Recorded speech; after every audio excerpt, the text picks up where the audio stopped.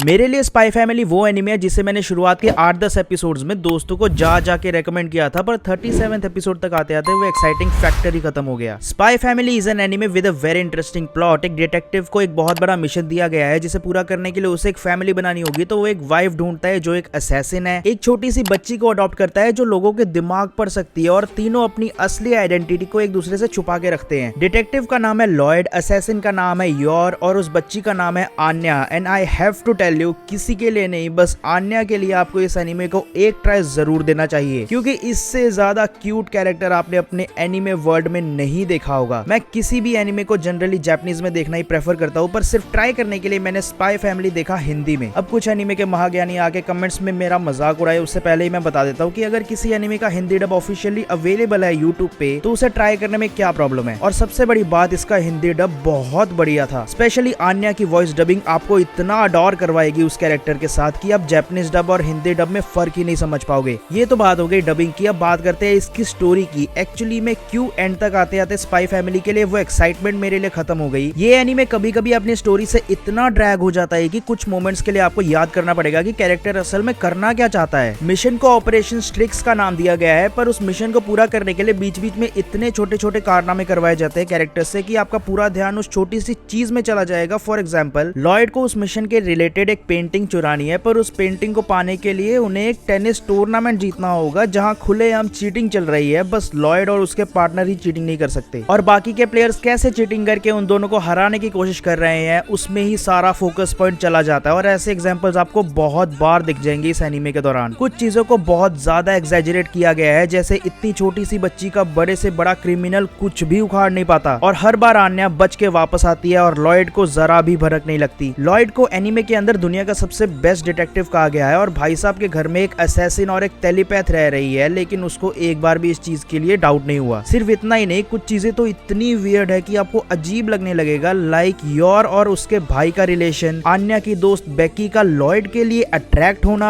आप खुद से पूछोगे भाई चल क्या रहा है। भले इस चीज को फनी वे में प्रेजेंट किया गया हो, बट क्या इस चीज की जरूरत थी जहाँ इतनी ओवर द टॉप चीजें हो रही है एंड एवरीवन इज लाइक हाँ ठीक है थोड़ा बहुत तो चलता ही है। Very weird. एक्शन जब आएगा you will love it, because your का ऑरा ही वैसा है कि उसको नहीं फर्क पड़ता कौन है सामने, वो मारने आई है तो वो मार के जाएगी इंसान को।